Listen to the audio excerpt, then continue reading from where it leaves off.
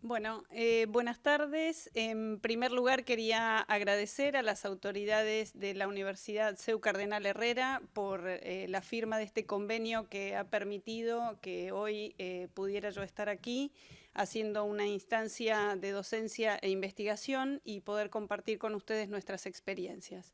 Así que en lo personal a la doctora Paula Sánchez Tevenet, que estuvo a cargo de la firma del convenio. Y bueno, para iniciar la charla que nos convoca hoy, que es sobrepeso, obesidad y otros factores de riesgo de enfermedades crónicas y los mecanismos epigenéticos implicados,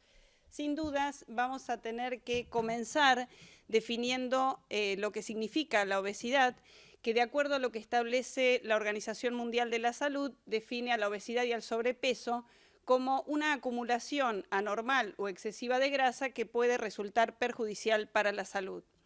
En lo personal, a mí me gusta decir que es una intoxicación crónica con calorías que se van a acumular inicialmente en la grasa de los adipocitos. ¿Cómo afecta esta problemática a mi país? Yo soy de Argentina y al resto de los países del mundo. Si vemos aquí en la parte izquierda de la diapositiva, seis de cada 10 adultos presenta esta problemática de exceso de peso, y si nos focalizamos en el grupo etario de niños en edad escolar, que son aquellos que se encuentran entre los 6 y los 9 años, vamos a observar que el 30% de los niños argentinos tienen sobrepeso y un 6% presenta obesidad. Además, solamente el 17,6% consumen 5 porciones diarias de frutas y verduras, que es lo recomendado en la actualidad. Más de la mitad consumen al menos 2 o más bebidas azucaradas diariamente y semanalmente están expuestos a más de 60 publicidades de alimentos no saludables. Si comparamos esta situación en el resto de los países del mundo, podemos apreciar que a la cabeza del problema se encuentra sin dudas Estados Unidos en todos los grupos etarios, tanto adultos, niños, adolescentes, embarazadas, y México es el principal país latinoamericano con esta problemática, con casi un 33% de su población adulta con sobrepeso y obesidad. Le siguen todos estos países donde vemos que aproximadamente un cuarto de su población o más de ellos tienen exceso de peso actualmente. Para ver un poco más gráficamente el problema, acá podemos apreciar todos los países que se encuentran comprometidos. En la segunda fila tenemos a España. Y si observamos a nivel de las Américas, como les decía, Estados Unidos se encuentra a la cabeza del problema y mi país, Argentina, está dentro de los principales en el ranking de aquellos países que tienen este problema ya instalado en cifras importantes. En Argentina, desde el año 2005, se realiza lo que se denomina Encuesta Nacional de Factores de Riesgo, que es un sistema de vigilancia para factores de riesgo de enfermedades crónicas, y en la actualidad ya se sabe que la población adulta tiene un 60% de sobrepeso, y si evaluamos la obesidad desde el año 2005, que fue cuando se realizó la primera encuesta, hasta el año 2018, podemos apreciar el incremento desde el 14,6% hasta 25,4% en la última encuesta que se realizó. Esta encuesta constituye un trabajo de 3 fases: una fase de autorreporte, una segunda fase en la que se realizan mediciones físicas, medición de tensión arterial y mediciones antropométricas, y la tercera de determinaciones bioquímicas, donde se hacen extracciones de sangre para investigar el nivel de glucemia y de colesterol total. Entonces, en estas encuestas, que se desarrollan bajo un diseño de tipo probabilístico y multietápico, se llevan a cabo en localidades urbanas que deben tener más de 5.000 habitantes. La última encuesta del año 2018 se realizó sobre un N de 49.170, y los principales resultados que se recabaron desde esa encuesta tenemos que a nivel del peso corporal, 6 de cada 10 adultos tienen exceso de peso, y cuando hablamos de exceso de peso, conjuntamente estamos hablando de sobrepeso, obesidad, y vemos un aumento sostenido desde el año 2005, fecha en la que se hizo la primera encuesta, hasta la actual, que es del 2018, observando que hay un incremento del 22% desde el 2005 al 2013 y de un 74% desde el 2005 al 2018. En relación al consumo de frutas y verduras, como les explicaba al principio, solamente un 6% cumplió la recomendación de las 5 porciones diarias. Otro de los problemas importantes que observamos en nuestra población argentina tiene que ver con el consumo de sal. Allá es bastante frecuente el uso de sal después de la cocción de los alimentos o al sentarse a la mesa. Esto ha dado lugar a una serie de recomendaciones. Por ejemplo, en los restaurantes en Argentina ya no están presentes los saleros en las mesas justamente por esta actividad, y entonces uno debe solicitarlo, y con esto, digamos, la tendencia es a evitar ese consumo prácticamente antes de probar la comida. En relación a la tensión arterial, se observó,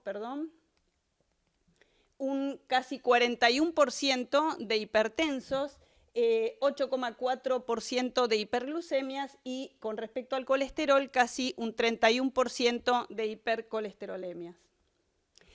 ¿Qué es lo que pasa en España? Esta es datos obtenidos del trabajo de diabetes y obesidad de la Sociedad Española de Cardiología, que nos muestra que el principal sitio en donde prevalece la presencia de obesidad es en Asturias, con casi un 26%, y si observamos acá, la Comunidad Valenciana en los adultos tiene casi un 20% de la población con exceso de peso, siendo las Islas Baleares las que están en un porcentaje inferior. Si focalizamos este problema en la etapa de los niños en edad escolar, el estudio Aladino nos muestra que un 41,3% de los niños tiene exceso de peso, siendo más prevalente en los varones que en las mujeres. Esta es una gráfica que nos muestra la evolución de esta obesidad hacia el 2030. Vemos que todos los países del mundo tienen una tendencia en alta del problema y se espera que para el año 2030 la mitad de la población de Estados Unidos tenga exceso de peso. Vemos la particularidad de países asiáticos, como por ejemplo en esta gráfica representados por Corea del Sur, que este problema, que casi era inexistente hacia el año 2000, está duplicando las tasas a partir del 2010, y una particularidad de este tipo de etnias es que las alteraciones que provienen del sobrepeso y la obesidad, que son las enfermedades crónicas como la hipertensión, enfermedad cardiovascular y diabetes, en este tipo de etnias se observan a índices de masa corporal más bajos que en otros, es decir, que a menores índices ya demuestran los problemas que genera el sobrepeso y la obesidad. ¿Por qué resulta importante tener en cuenta este problema fundamentalmente en la etapa de la gestación? Esto tiene que ver con la epigenética, un término que fue introducido por primera vez por Waddington en 1940 y que podemos decir que son cambios en la expresión de los genes que nosotros vamos a heredar mitótica y meióticamente, que no implican cambios en la secuencia del ADN. Para explicar un poquito a qué nivel se producen los cambios, debemos recordar que los genes están constituidos, este es un esquema de un gen de una célula eucariota, están constituidos por regiones denominadas exónicas, que son aquellas que forman parte del ARN mensajero y que van a ser los que van a codificar para determinadas proteínas en el proceso de transcripción, y regiones intrónicas o no codificantes que no forman parte de ese RNA mensajero y que son eliminadas por splicing. Pero además en ese gen existe una región que es la región promotora, y es precisamente allí donde, a través de reacciones bioquímicas que ahora les voy a comentar, tiene su efecto el medio ambiente en relación a la expresión de genes que van a estar vinculados con estas enfermedades crónicas. Por lo tanto, este epigenoma va a consistir en información que está presente en el núcleo, que nosotros vamos a heredar durante la división de las células y que va a controlar importantes funciones como el desarrollo, la diferenciación de los tejidos y la respuesta a las células. Podemos decir que esta epigenética es la herencia de patrones de expresión de los genes que, como vimos, no están determinados por cambios en la secuencia del genoma. Y podríamos semejar el mecanismo genómico y epigenómico a lo que sería la distribución de notas en una partitura. Nosotros, si vemos aquí, hay una serie de notas que están distribuidas dentro de este pentagrama, pero existen marcas en este pentagrama que van a ser las que van a determinar la forma, la intensidad y el ritmo con que esas notas deben sonar. De la misma manera, en el genoma tenemos toda la información respecto de los genes y será justamente la epigenética la encargada de determinar de qué manera esos genes se van a expresar. Es decir, que la epigenética se comportaría como las marcas de las notas en este pentagrama. La hipótesis que tiene que ver con la epigenética y todo lo que tiene que ver con su influencia durante la gesta está relacionada al hecho de que la exposición al medio ambiente y a factores psicosociales durante el desarrollo plástico van a tener un impacto a largo plazo en relación al riesgo de estas enfermedades crónicas. Podríamos decir entonces que la epigenética funciona como un interlocutor del medio ambiente con la genética que va a explicar la acción del estilo de vida sobre nuestros genes. Entonces, sabemos que no solamente las enfermedades crónicas, sino todas las enfermedades que padece un individuo tienen una predisposición que va a ser genética, pero en este caso vamos a tener una serie de factores intrauterinos que provienen de la madre y que tienen que ver con la nutrición intrauterina, además de ciertas toxinas, que van a definir un epigenotipo al nacimiento, el cual posteriormente, con nuestro propio estilo de vida, dado por el tipo de alimentación, el ejercicio físico, el efecto de la edad, las toxinas y las enfermedades a las que estemos expuestos, generará un epigenotipo adulto, momento en el cual podrán despertar estos genes involucrados con el desarrollo de las enfermedades crónicas. Entonces vamos a explicar cuáles son estas reacciones epigenéticas que tienen lugar en esta región promotora de los genes. De ellas, estas son las más estudiadas, fundamentalmente la metilación del ADN, la modificación de las histonas y la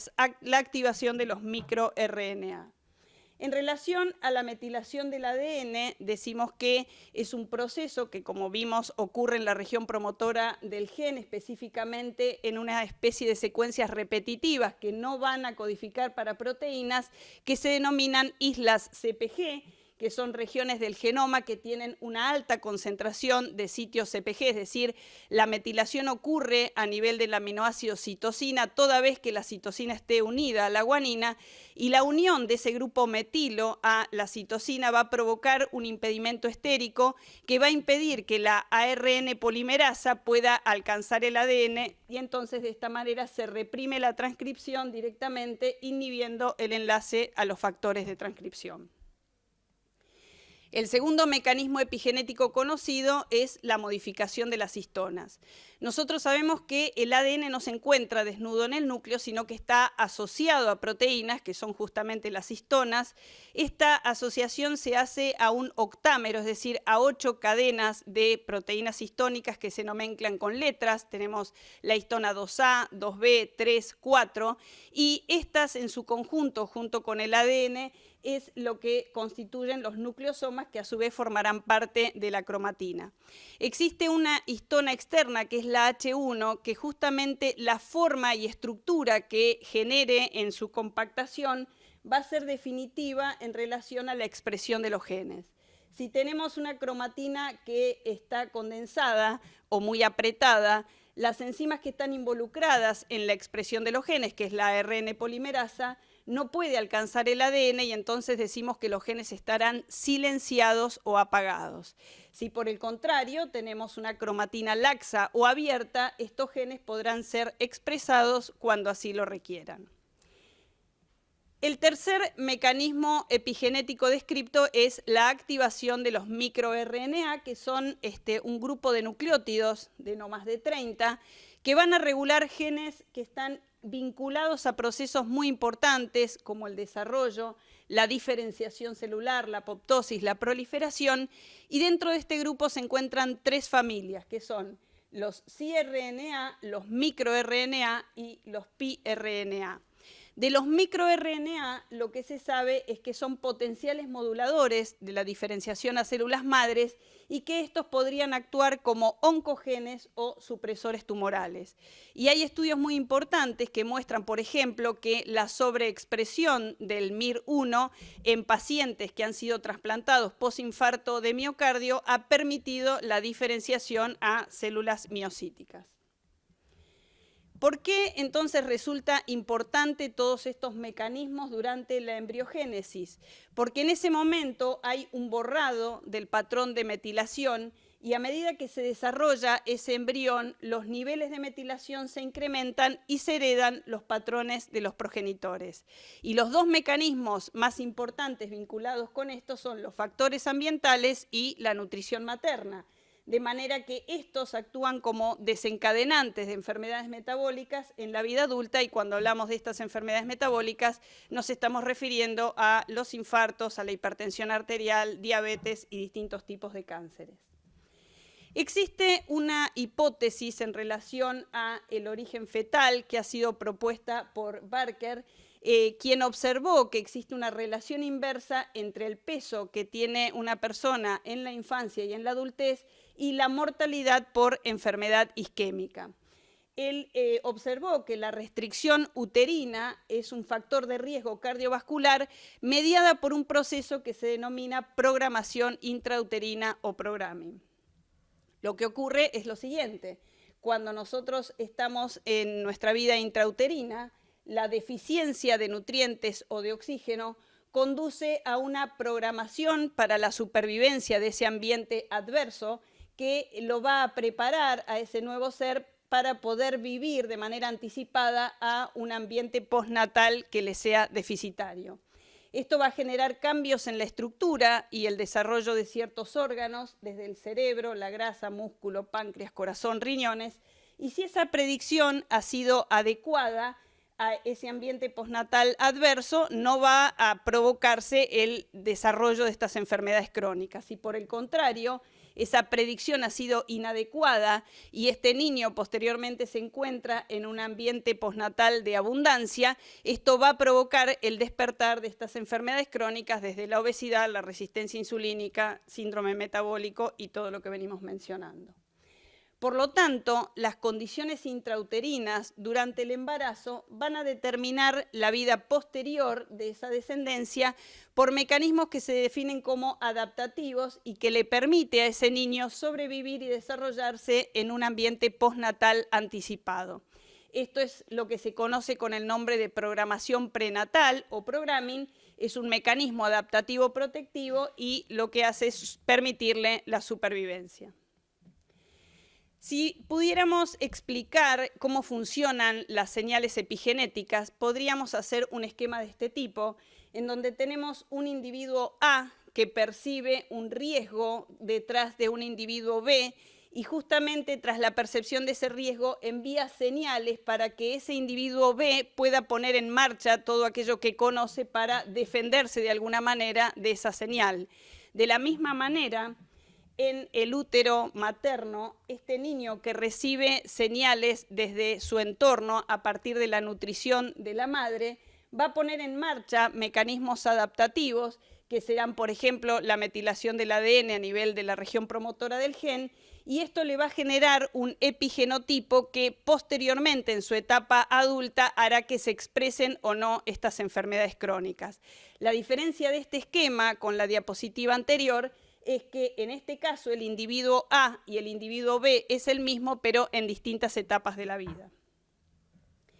Quiero mostrarles ahora algunos trabajos que muestra la bibliografía en relación a las consecuencias que tiene la obesidad materna sobre la descendencia. Y en este caso tenemos un trabajo muy importante que ha sido publicado en el British Medical Journal, que lo importante tiene que ver con la corte. Trabajaron sobre 1,2 millones de mujeres suecas y su descendencia en un trabajo longitudinal a 25 años, evaluando el efecto de la obesidad materna con el desarrollo de anomalías congénitas. En este trabajo lo que se observó es que la deficiencia de folatos asociado a dietas con alto contenido calórico contribuían al incremento del riesgo en defectos del tubo neural y que además había riesgos compartidos entre la diabetes y la obesidad. Además, también se reportaron otras anomalías como la presencia de labio leporino, de paladar hendido, reducción de extremidades superiores. Y en esta tabla se resumen todas las anomalías encontradas, fundamentalmente enfermedad cardíaca congénita, defectos a nivel de órganos genitales y defectos a nivel del sistema urinario,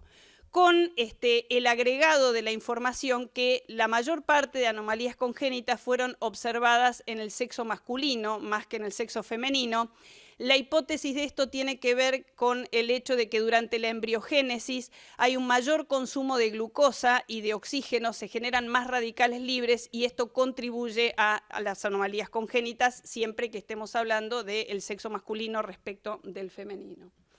La conclusión de este estudio tiene que ver con que se encontraron incrementos en el riesgo de malformación congénita en aquellos niños que provenían de madres con sobrepeso y obesidad, y había tanto más anomalías cuanto mayor era el incremento de peso de la madre. Por lo tanto, la recomendación es que las madres inicien la gesta con un índice de masa corporal adecuado, que se tomen medidas preventivas respecto de la reducción del peso antes de la gestación o bien antes de la 8ª semana, que es donde se produce la organogénesis, por lo que los esfuerzos deberían estar orientados a la etapa reproductiva de la mujer, de manera que estas mujeres adopten un estilo de vida saludable para obtener índices de masa corporal normales antes de la concepción.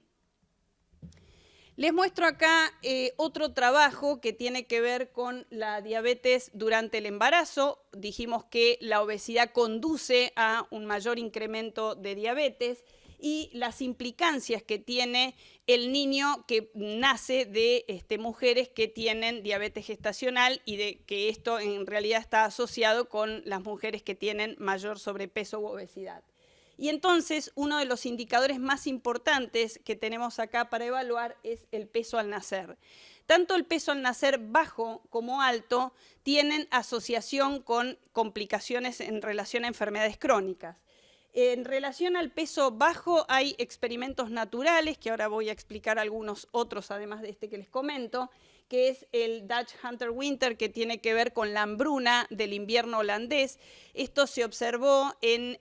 finalizaciones de la Segunda Guerra Mundial, donde hubo una ocupación nazi de los territorios de los Países Bajos que generó grandes hambrunas, y entonces trabajos retrospectivos que se llevaron a cabo sobre mujeres gestantes en el primer y tercer trimestre de embarazo que sufrieron esas hambrunas, demostraron que los niños nacidos de esas madres tenían alteraciones a nivel de la tolerancia de la glucosa disminuidas, tenían mayor enfermedad cardiovascular y alteraciones de su perfil lipídico.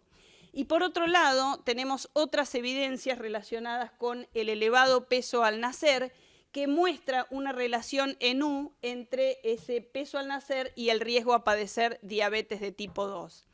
Y las variaciones epigenéticas que se observaron en niños nacidos de madres que tenían diabetes mellitus de tipo gestacional tienen que ver con alteraciones de genes que resultan claves en la función mitocondrial, como es el caso del receptor de proliferación de peroximasa, que es un predictor de adiposidad a nivel de la infancia entre los 9 y los 14 años. Y también hay otros estudios que muestran que hay 3 genes en donde la metilación del receptor de retinoide X y de la oxidosintasa está asociado a adiposidad a los 9 años de edad.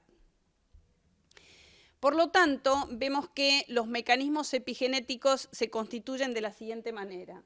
A nivel intrauterino dijimos que la deficiencia nutricional y de oxígeno en esa etapa asociada a un incremento del índice de masa corporal materno y a la posibilidad de que esa madre genere diabetes gestacional, va a provocar una macrosomía en ese niño, que al nacimiento no solamente puede ocurrir de que ese niño sea macrosómico, sino también de que puedan tener otras complicaciones, como por ejemplo partos quirúrgicos o por ejemplo el nacimiento con edades gestacionales no adecuadas, siendo el límite de la viabilidad las 37 semanas. A nivel de la niñez y adolescencia, entre los 9 y 16 años, estos niños y adolescentes van a tener un fenotipo dismetabólico caracterizado por índices de masa corporal elevados, por aumento de la tensión arterial, y a nivel de la etapa adulta tendremos estos adultos en donde se manifestará la diabetes, la enfermedad cardiovascular, la hipertensión. Acá hay un dato muy importante que debemos tener en cuenta, y es el hecho de que hay trabajos que muestran que cuando la obesidad está presente en la etapa infantil, entre los 6 y los 9 años, la posibilidad de arrastre adipositario a la fase adulta es de un 4%. Mientras que si esto ocurre en la adolescencia, esa posibilidad se incrementa al 80%. O sea que fíjense lo importante que es el control de este problema en estas etapas tempranas para la posterior posibilidad de desarrollar enfermedades crónicas en la etapa adulta. Como les decía, existen experimentos naturales en relación al efecto del medio ambiente sobre nuestros genes. Ya les comenté el tema de la hambruna del invierno holandés. Otros de las evidencias tienen que ver con estudios que se llevaron a cabo en poblaciones rurales de Gambia, donde existe una intermitencia en relación a la disponibilidad alimentaria. En estos estudios se mostró un incremento de la metilación de 7 alelos metaestables, y hay otros trabajos que muestran asociación con biomarcadores como el folato, la vitamina B12, metionina y betaína, que son todos intermediarios claves en la metilación del ADN. De acá en más, en la bibliografía existen múltiples estudios de corte. Algunos de ellos, para mencionar como importantes, son el estudio SPAC, que se realizó sobre niños, el estudio BAIBA realizado en Estados Unidos, el Generation R en Países Bajos y el Element en México, todos estudios muy importantes que demuestran esta asociación de los efectos de mal estilo de vida y el desarrollo de enfermedades crónicas. En nuestro país, Argentina, se han desarrollado guías alimentarias en relación a la población, una especie de decálogo tendiente a favorecer un estilo de vida saludable que va desde la incorporación de alimentos de todos los grupos y la realización de al menos 30 minutos de actividad física moderada, el consumo de agua segura, el consumo de estas 5 porciones de frutas y verduras diarias, la reducción, como les decía, de sal, la limitación de bebidas azucaradas y consumir productos lácteos fundamentalmente de tipo descremados, además de quitar la grasa de las carnes. Somos una población con un elevado consumo de carnes, y adicionar el consumo de carnes de pescado. Por otro lado,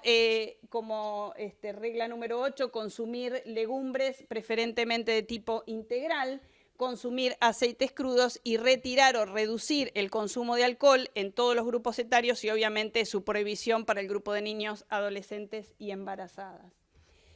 Existen guías de recomendación especialmente focalizadas a grupos de niños y adolescentes, que tiene que ver con la obligación de etiquetados frontales que demuestren la composición de los alimentos que consumimos en relación al contenido de sal, grasa y azúcares. También regulaciones que tienen que ver con las publicidades a las que están expuestos nuestros niños y adolescentes, y la regulación de lo que se denomina entorno escolar. Sabemos que la mayor parte de nuestros niños se están desarrollando en ambientes obesogénicos, por lo tanto hay una tendencia al control de los que denominamos en Argentina kioscos o cantinas saludables, de manera que los chicos tengan acceso a una alimentación saludable. Adoptar medidas que tengan que ver con subsidiar a aquellas empresas que se dediquen a la elaboración de productos sanos, digamos frutas, verduras, y impuestos para aquellos que elaboran bebidas azucaradas. También estrategias que tienen que ver con dar a conocer estas guías de alimentación saludable de manera que lleguen a la población general, y trabajar para fortalecer políticas agrícolas tendientes a justamente proveer de alimentación saludable a nuestra población. En relación al grupo etario del embarazo, las recomendaciones tienen que ver con distribuir los alimentos en 4 o 5 tomas diarias, en vigilar las formas de cocción de manera que éstas no disminuyan los nutrientes esenciales y también en este grupo se eviten las frituras. Y en el caso de las embarazadas que ya tengan diabetes gestacional o que tengan antecedentes de hipertensión, la utilización de la conocida dieta DASH, que permite reducir los riesgos de macrosomía fetal, disminuir el número de cesáreas y atrasar la terapia de insulina en caso de ser necesario. Esto obviamente acompañado de una consejería que tiene que ver con la adopción de un estilo de vida saludable, con una dieta equilibrada y con un ejercicio físico de al menos 30 minutos diarios de actividad moderada. Debo decir, aunque no quisiera, que todas estas medidas están escritas, pero lamentablemente hay poco control de esto que está escrito y entonces esto hace que nuestros niños sigan desarrollándose en ambientes obesogénicos y tengamos altas tasas de sobrepeso y obesidad en todos los grupos etarios.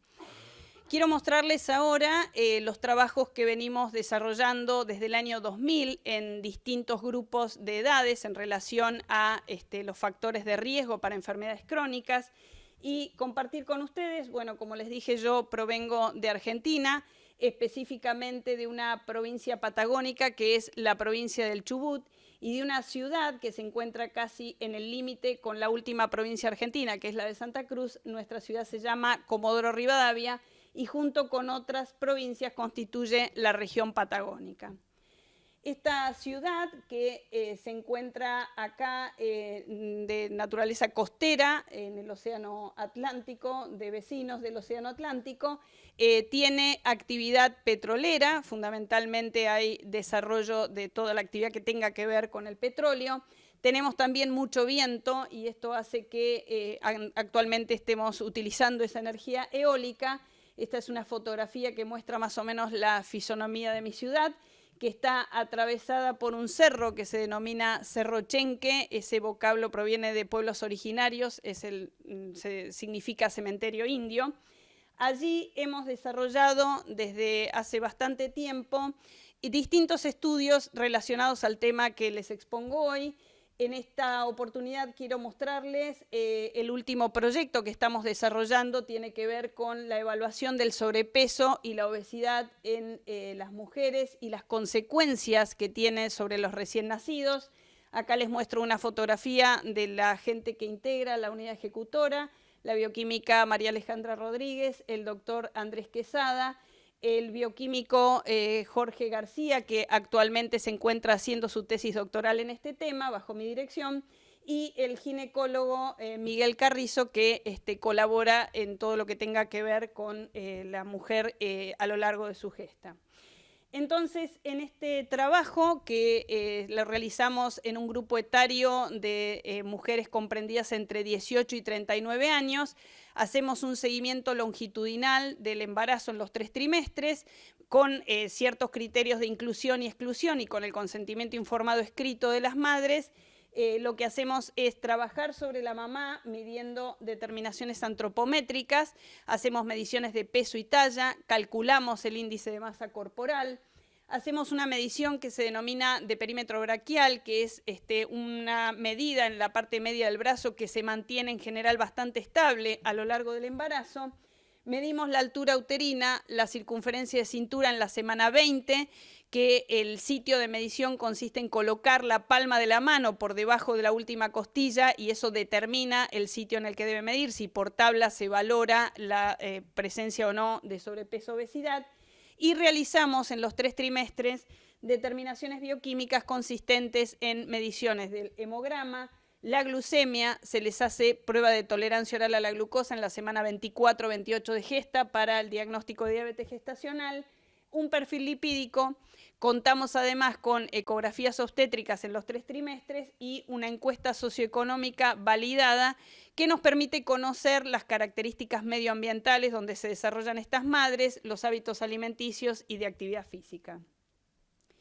En los recién nacidos se hacen mediciones antropométricas de peso-talla, perímetro cefálico, Apgar al minuto y a los 5 minutos, y en sangre de cordón realizamos determinaciones bioquímicas de glucemia y de perfil lipídico.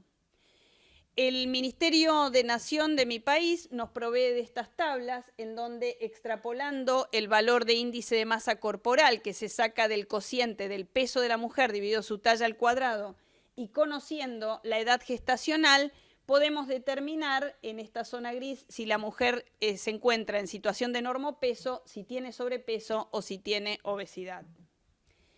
Entonces, hasta el momento hemos encontrado que casi un 36% de nuestras gestantes tiene sobrepeso u obesidad. De ellas, el 65% pertenece al sector privado, el resto pertenece al sector público.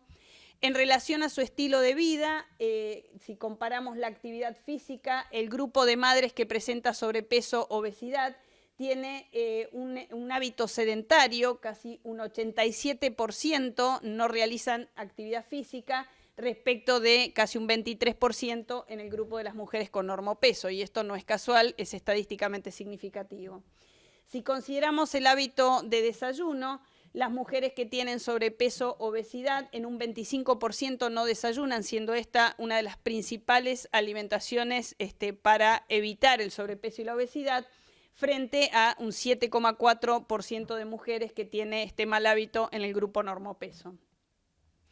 Acá lo que les muestro son las medianas y cuartilos 25 y 75 de las mujeres estudiadas. Vemos que en todos los casos, tanto las mediciones antropométricas como las de tensión arterial y el laboratorio presentan diferencias estadísticamente significativas en aquellas que tienen sobrepeso o obesidad respecto de las que son normopeso. Es decir, tienen mayor perímetro braquial, mayor circunferencia de cintura, mayor tensión arterial y las variables de laboratorio están todas aumentadas, a excepción obviamente del HDL, que es un factor de protección, y va a estar, por lo tanto, más disminuido cuando tenemos mujeres sobrepeso obesas respecto de las normopeso. Acá lo que les muestro son las características tanto antropométricas como bioquímicas de sangre de cordón de los recién nacidos, aquellos que provenían de mamás con sobrepeso obesidad, tuvieron diferencias estadísticamente significativas para el peso, el perímetro cefálico y la longitud, y encontramos en relación a las variables de laboratorio solamente diferencias para la variable HDL, que nuevamente vemos que tiene un valor más bajo en aquellos niños que provienen de madres con sobrepeso o obesidad respecto de las que son normopeso. Otro de los objetivos de este trabajo es proveer de valores de referencia de variables bioquímicas en sangre de cordón, algo que es bastante escaso en la bibliografía. Hasta el momento lo llamamos valores provisionales porque tenemos un N bajo por momentos. Lo que hacemos es tomar los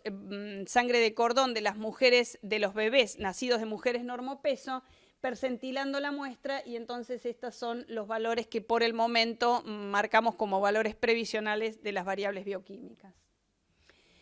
Desde que estamos aquí hemos analizado un estudio comparativo de lo que sucede en la población argentina respecto a la española en un estudio que se llevó a cabo es el estudio Cordón, cuyo director es el médico pediatra Pascual Gregory Roy, que pertenece al Hospital Universitario La Plana. Y también este estudio está integrado por el matrón Javier Orenga, que ambos están desarrollando sus tesis doctorales. En el caso de Javier, la directora de tesis es la doctora Paula Sánchez, y hemos observado que al comparar la población española con la argentina, tenemos diferencias estadísticamente significativas en la edad de las mamás. Las mujeres españolas tienen medianas de edad más grandes, es decir, se embarazan a mayor edad. también hemos encontrado diferencias en relación al índice de masa corporal de las madres y al peso de los recién nacidos, siendo el problema más marcado en la población argentina. Tenemos mujeres con pesos compatibles con sobrepeso y recién nacidos con mayores medianas de peso y, si miramos los cuartilos, 75, más tendiendo a la macrosomía. No hemos encontrado diferencias estadísticamente significativas para la diabetes mellitus gestacional en ninguno de los dos grupos, ni para la hipertensión. Y aquí quisiera hacer un paréntesis porque en relación a la evaluación de estas bases de datos, hemos visto que la diabetes mellitus gestacional se diagnostica de una manera diferente y esto es una muestra más de las complicaciones internacionales que hay en relación a la falta de acuerdo de cómo hacer el diagnóstico de diabetes mellitus. Y entonces, rápidamente voy a pasar 3 diapositivas para explicar por qué es tan complejo y por qué hay tanta falta de acuerdo para valorar la diabetes durante esta etapa de la vida.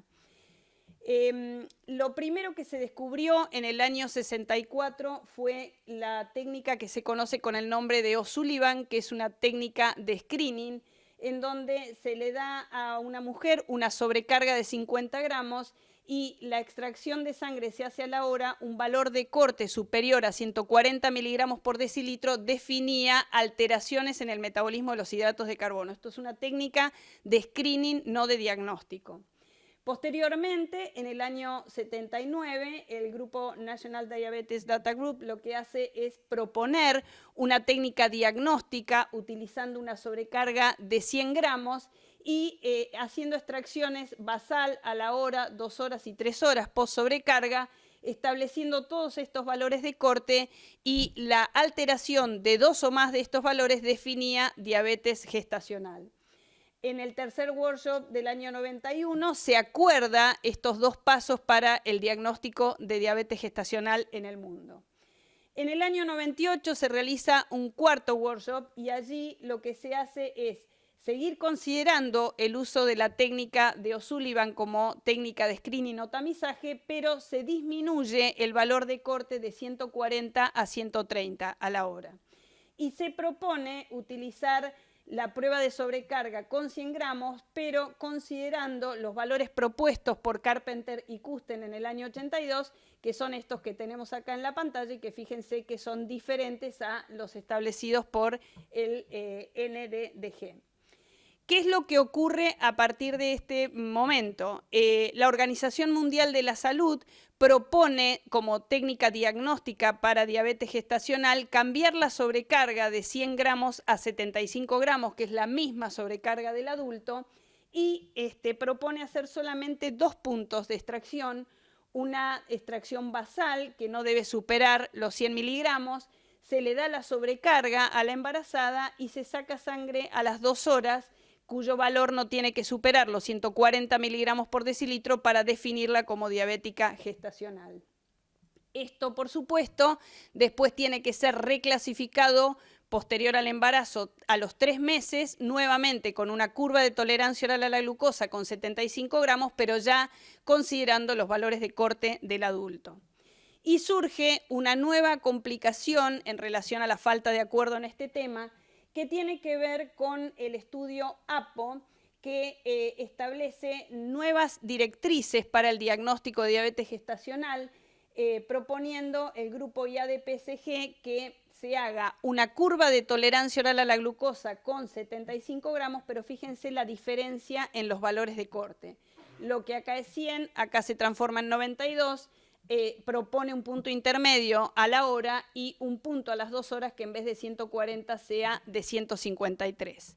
Este grupo, la propuesta está fundada en el hecho de que dicen que al utilizar estos valores de corte se diagnostica diabetes gestacional y se puede predecir que estas mujeres van a tener un OR de complicaciones asociadas a la diabetes gestacional 1,75 veces más que con otros puntos de corte. No existe un acuerdo internacional respecto a lo que dice el IAD-PSG y lo que recomienda la OMS. Y entonces, ¿cuál sería la situación mundial en este tema? En el mundo lo que se está haciendo es un screening universal con la prueba de O'Sullivan, que es la sobrecarga de 50 gramos y la extracción a la hora y el valor de corte 130 miligramos por decilitro, y una prueba de tolerancia oral a la glucosa con sobrecarga de 75 gramos, no de 100, y en esto se pueden encontrar grupos que hacen solamente la basal y a las 2 horas o bien la basal a la hora y a las 2 horas. Pero, como les digo, hay una falta de acuerdo respecto a los puntos de corte. En Argentina, lo que nosotros hacemos para el diagnóstico de diabetes gestacional es adherir a la Sociedad Argentina de Diabetes, adhiere a las guías NICE del 2015 y a las de la Asociación Latinoamericana de Diabetes del 2016. Se hace un screening universal con la prueba de O'Sullivan. Se hace un diagnóstico en la semana 24-28 de gesta con la prueba de tolerancia oral con 75 gramos basal y a la hora, considerando como valor de corte 100 miligramos y para la poscarga 140. Y en aquellas mujeres que tienen factores de riesgo, y hablamos de factores de riesgo como embarazos donde previamente hayan tenido alteración del metabolismo de hidratos de carbono, o que sean hipertensas, o que tengan antecedentes previos familiares, se hace nuevamente la curva en la semana 30 a 33 de gesta. Es decir, nos movemos con este algoritmo en donde aquellas que tienen una glucemia menor a 100 directamente se diagnostica diabetes en la semana 24-28, como les acabo de decir. Si tienen entre 100 y 125 en 2 oportunidades, directamente se diagnostican como gestacionales en este momento. Si tienen más de 126 en 2 oportunidades, son diabéticas pregestacionales, lo mismo que si tienen una basal más síntomas que supera los 200 miligramos por decilitro. Y entonces tenemos el momento de diagnóstico en la semana 24-28 de gesta y en aquellas que tienen factores de riesgo en la semana 30 a 33. Y esto me interesaba decirlo porque analizando las bases de datos vimos que España es uno de los países donde existe esta particularidad, donde el diagnóstico no se hace teniendo en cuenta las recomendaciones que establece la Organización Mundial de la Salud. En relación a los otros trabajos que nosotros hemos publicado, les muestro acá uno que publicamos en los 3 grupos estudiados de embarazadas, niños y adolescentes en Bioquímica Patológica y Clínica de Argentina. Lo que hicimos en este trabajo fue presentar los distintos grupos etarios en relación a este problema. En los niños existen distintos indicadores antropométricos para poder determinar sobrepeso u obesidad. La Organización Mundial de la Salud propone el uso del Z de índice de masa corporal, que es un indicador que se obtiene a partir de tablas en donde, extrapolando en función del sexo y la edad del niño, se determina que un Z-score de índice de masa corporal entre 1 y 2 define sobrepeso y mayor a 2 define obesidad. Teniendo en cuenta este indicador, nosotros vimos en nuestros niños de 6 a 9 años que más de la mitad de los varones, 53,2%, tienen exceso de peso y en ellos prevalece el sobrepeso, mientras que si miramos a las niñas, también un 50,5% de nuestras nenas de 6 a 9 años tiene exceso de peso, pero en ellas estamos más complicados porque prevalece ya la obesidad por sobre el sobrepeso. El otro indicador antropométrico que utilizamos para definir obesidad y que resulta uno de los más importantes porque es el que tiene que ver directamente con la grasa que es complicada, que es la grasa visceral o troncal, es la circunferencia de cintura. Para los niños lo que se hace es evaluar el percentilo de circunferencia de cintura, que aunque se vea muy chiquito acá, lo que quiero mostrarles es que existen tablas en donde extrapolando la edad de los niños y el sexo hay valores de corte que establecen el percentilo mayor o igual a 90 y que definen exceso de peso. En nuestra población de varones de 6 a 9 años, vimos que a la edad de los 7 años tenemos mayor tasa de exceso de peso, mientras que esto, en el caso de las mujeres, se observa entre los 9 y 10 años de edad. Una situación que es aún más compleja porque acá recordemos que ya comienzan los efectos hormonales de la preadolescencia y entonces esto complica aún más el cuadro.